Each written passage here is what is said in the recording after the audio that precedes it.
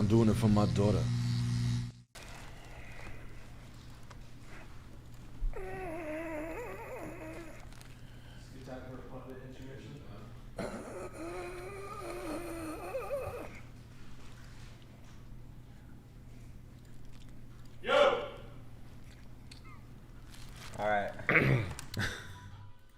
Okay, you know what time it is. Super chat o'clock. Super chat o'clock. Check it out. We got Fred Mountain what? 25-year-old data engineer laid off in January. Tech job market sucks and is getting worse. Ready to be unemployed in my mom's basement for a hot minute. Sold my house in 3 days and made a little money thanks to your advice. Yippee! Thank you, buddy. Cool. Sorry that's going on. Listen, man. Go find yourself, dude. Go travel alone. I've been there. I lost my mind when I was 24 and I wanted to myself and I wanted to be a comedy writer. Right before I was like actually like working with Sam, I was a miserable nightmare. Ugly girlfriend, living, no clothes, no money. Like I would scrap metal. I mean, it was fine. I was the same at 24. Yeah. I was living with my girlfriend. We had a huge breakup and I went back to live with my mom and it was arguably worse. Yeah, I was living with my uncle. That kind of part was kind of fun. We were eating French fries in an oil. Like we had a French fry cutter and an oil thing that we would make. They're kind of really good. I had no money. I used to do flea markets and I did scrap metal and I would hustle cars in the middle of the night. It only lasted like 6 months of really being a piece of shit. And I got like, okay, this is too much. But I sold my Harley and I went to Europe by myself. I had a Harley and I sold it and I went to and I got unemployment. Nice. And they approved it for a wicked long time. This was in 07, 08. Mm-hmm. And they're like, well, you sold cars and you made, $80,000 a year. So we'll give you $600 a week for 10 months. And I was like, what? And then I went to Europe. Can't find a job. Yeah, it was awesome. But I was a real piece of shit. You know what I mean? Like I just remember like I would steal batteries. I would like cut cords off TVs. I would drive around and pick up scrap metal for drinking money. I wouldn't go out. I would smoke weed all the time. I was a piece of shit. I had a fucking bitch girlfriend who was so stupid.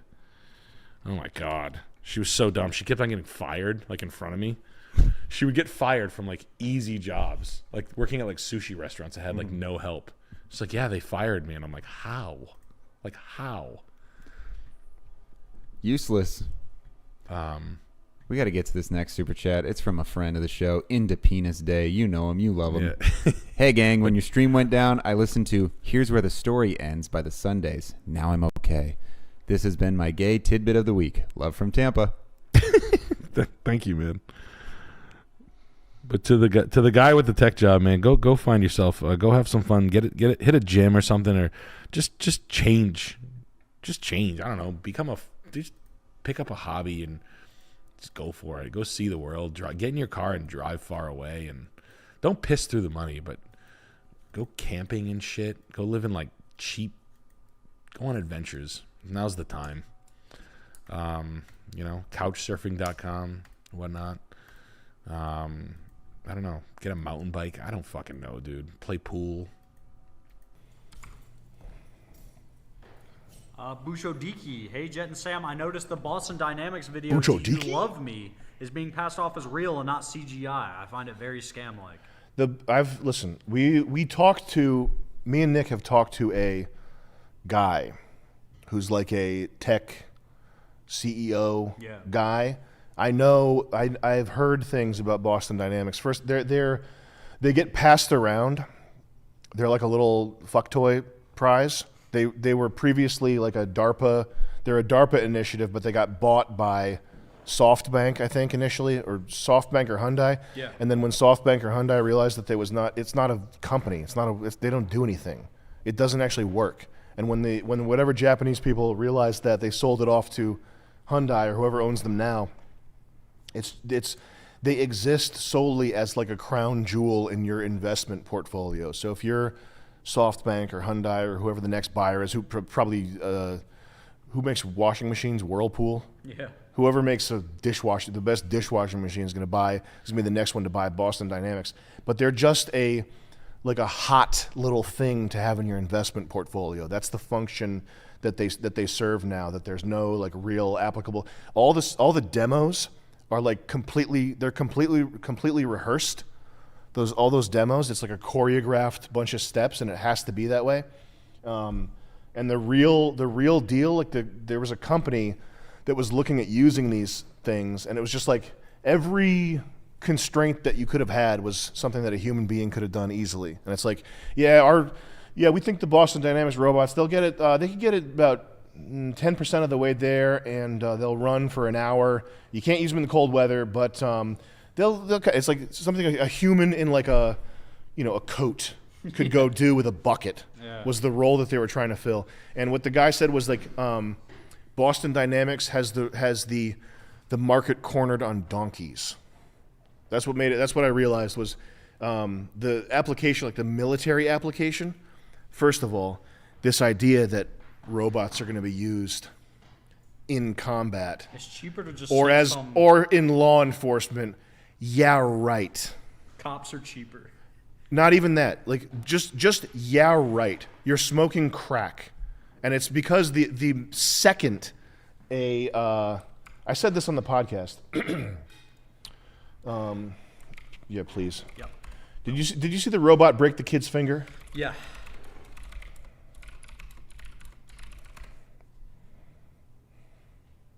This one. This is how far the gap between what these ivory tower academic, intellectual, software genius people think reality is going to be versus what reality actually is, what intelligence is, machine intelligence is, versus like real the fucking a robot broke the kid's finger.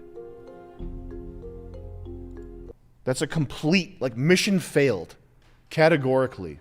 There's no, it's not even, it's like if I asked you to design a car and you come and you show me a fucking homeless guy fucking a fleshlight. It's not even in the same category. A robot that breaks children's fingers. That's what you made. You made a machine that breaks a Chinese kid's finger. Congratulations. It's just a complete, and it's not like this. The software people, the tech people who have an IQ of 115, 120, they're so fucking arrogant. They're so fucking arrogant because a tech nerd who should have been bullied mercilessly in high school, who should have had his pants pulled down in front of the girls' swim team. Some little fucking nobody nerd. That's an 80s thing when they started to flip that. Like the nerds are actually the good guys. The jocks are like the hot people in high school were nice. Yeah. How about that? Like all the hot girls in high school, they were actually like nice. How about that? Beautiful people.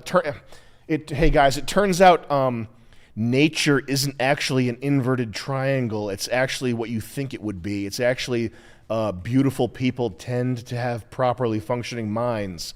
Jeez, can't believe that's the way it is. That's crazy. It's because every movie I've ever watched says the opposite. Okay? But the people with 120 IQ who are, what do we call them? T-tardos? T-tardos. T-tardos. Tortillas, okay? They would look at this video and think, well, geez, if I could only change the specification by 2.7 micronanometers, and I could have the robot identify a finger. Like, they think this is a fixable problem. It's fucking not.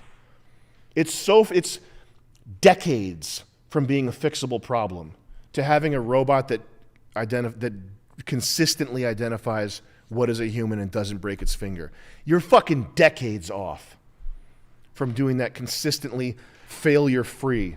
That's the thing. People don't get that it's like, they think it's like, well, if a robot can do it 10 times in a row, it can do it 1,000,000 times in a row. That's not the thing. You have to do it 10 million times without fucking up once. That's the way things actually work. Like if a human reaches across and breaks your finger, it's because he's trying to hurt you. There's never in the history of chess playing, there's never been a human player that reached for a finger like a piece. Anyway, the Boston Dynamics people. It's all a scam. Oh yeah, the law enforcement. I think that's the funniest one. I love when people what are you gonna do? We should start prepping now. What are you gonna do when robot police are taking over the cities? That's never ever gonna happen. That's never ever gonna happen. Never, because the second a robot steps on a black kid's clean white Air Jordans and breaks a toe. Can you imagine what would happen in this country if a robot like injured a black kid? Yeah. It would the whole fucking country would be shut down. You'd have, I ain't doing that. I ain't doing that. Why you gonna do with that? No. Every city for a year completely shut down. Hey, we ain't going with that. It ain't with that. White people marching in solidarity. No, done yet. The whole fucking country would be shut down. The second a robot injured a black kid, which is good. I mean, it's a good thing. Yeah. I don't want to see robot police, but it's the point of that joke is it's science fiction. It's not even good science fiction because it's not close to being a possible reality. It would never, ever happen. Yeah. Maybe in 200 years. Like maybe once you've had generations of people growing up with like failure-free robots, it's like my robot friend. You could do it in 200 years. Not even close. You're not going to see it in your lifetime. That sort of thing. You swap it back to... Yeah. Speaking of dumb girlfriends, let's check in with Jimmy Johnstone. He says, help. Can't get girlfriend, future fiance, to stop looking at bullshit townhouse/condos in Arlington and Alexandria, Virginia. I'm a GS-13 DOD auditor/CPA. Job is safe, but want to move 2 hours west. How to get her to realize DC adjacent sucks. The whole market's crashing. You're buying now, you're buying a falling knife. There's no stable ground. No one knows where the bottom is. Truly, I wouldn't know where the bottom is in DC. The prices are so high. They're a $108,000 Jeep, right? People like talking about politics way too fucking much. And I've heard people come at me like this. What, you don't like talking about the future of your country? Get bent. Do you know how many people don't give a fuck about politics that are totally normal people that would probably agree with you on everything you're talking about? Everybody. Eat my shorts. People fucking hate. Like, I am one of them. I don't give a fucking shit. And I know, I get it. Trust me. Sam Hyde's my fucking... Come on. What are you fucking... He doesn't care that much. He doesn't care about politics that much. Does he talk about it? No, I say that openly. He's been my best friend for 16, 15 years. He knows I don't give a fucking shit about that. He doesn't talk. We don't talk about that. Talk about cars. I don't know. I just think there's a whole bunch of people out there that don't give a shit about that. And I think that DC blows me away that it will just constantly be propagated of people who think they're going to be the next, like Tucker Carlson, and people who think they're going to be the next, who's the other one, the lady? Who's the lady with the glasses? The left-wing one. Ruth. Pocahontas? No. Oh, AOC. Rachel. Alexandria Ocasio-Cortez? No, Rachel. Zellweger. Yeah, no, people get really mad at this. Like, they get, like, really just saying, vote is a bigger blasphemy to those people. Yeah. I don't care. Oh, Rachel Maddow. There we go. Yeah. I almost... Yeah, thank you. The lady. Man, like, the lady fuck? likes ladies. People are busy. Like, people are busy. Yeah. And they want to have their time slurped up with other things. Slurped. And I'm not going to fault them for it. And I'm not going to fucking call people out and be like, you're not good. Yeah, what the shut up. I love that. Like, I don't give a fuck what that sounds like. Yeah, Amy Schumer, yeah. That's really cool when people like, it's so awesome. Whoa, dude, you did a backflip. Like, shut up. Oh, God. I'm so fucking tired of it. Like, who the hell's not tired of it at this point? I'm talking about houses, motherfucker. What's the scoop with this one? It's 140 Chevrolet. Check it out in Belchertown, right next to Fart Village. Name S taken with the 20.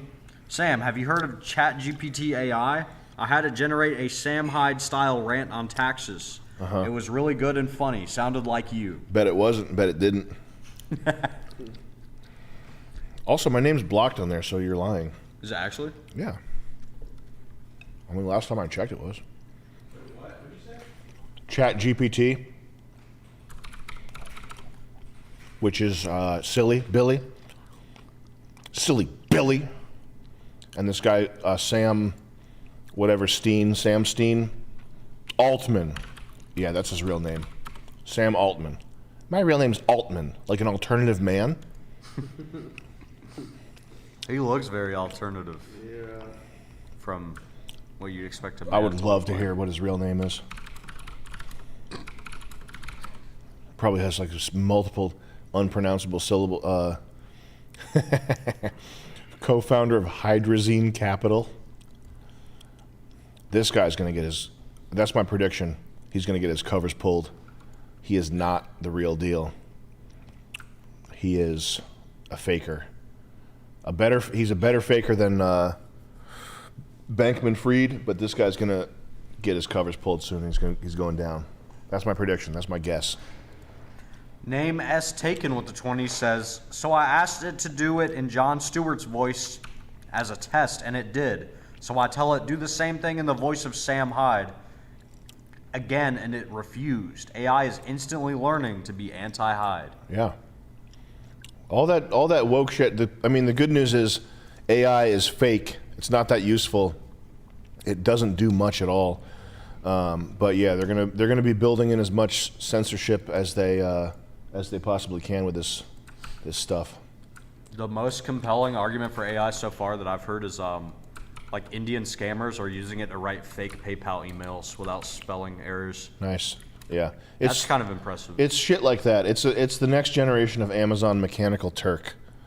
Like if a human that you would pay less than $5 an hour to is capable of putting it together, then yeah, AI will replace it. But what a cynical! It's, you know what hits me in the heart, or would if I cared about it, but I don't, is the optimism of science fiction people and the optimism of sci-fi people, which is a misplaced and a thoughtless optimism, but it's this hope that computers, that science is going to fix everything, that technical or technological progress is going to somehow negate all the bad parts of human nature and all the inefficiencies and maligned, like the misaligned incentives that make everything as shitty as it is, that somehow technology is going to fix all these things. And there's this optimism, like when you're a young guy and you're into science fiction, you're reading about computers, you're like, oh, this would be so freaking awesome if computers could fix it. Then we wouldn't have to deal with Donald Trump, or like whatever the evil is, whatever the, like, we wouldn't have to deal with everything being unfair and so shitty all the time. And the thing that hits me in the heart is the cynicism of the guys like this who wears a fucking leather jacket all the time, like a dildo sucking silly Billy. What is it? What else does the Nvidia CEO do? Ride a fucking Harley? Does he ride a Harley V-Rod? What other? I want to know, because if you have a jacket like that, you don't stop there. There's 10 other things that are not shown to the public. I promise you. There's 10 other things that this guy does. Like he's got to have some weird thing at his house, or a V-Rod in the garage or something. But you don't just go from normal to wearing a fucking Keanu Reeves, Johnny Silverhand leather jacket to every possible event that you can. So this guy taking taking AI, which to the scientists, the sciencists is like their god. Like that's what they their ultimate goal, like the shining house on the hill for them is the computer that can think as a human does. Like this is the ultimate dream of these booger eating, soda slurping sillies, not silly billies, but sillies. Yeah, sillies. Okay, and he's using the term artificial intelligence to describe something that even calling it machine learning is like pretty threadbare. Like you're already stretching the analogy by calling it machine learning. It's definitely not learning in the sense that a human being learns. It's learning in a machine analogous sense, which is nowhere near. Like if you look into this stuff like below, like just even a tiny bit. Like I have barely any understanding of computer programming, but it's obvious that like the art making is reverse image recognition software. It's like instead of recognizing an image, it's making an image. But calling it artificial intelligence, there's something kind of awesome about that level of cynicism, because this guy knows that it's not a thinking computer. This guy knows that it's not a thinking computer, but calling it AI is like a massive brand. Like it's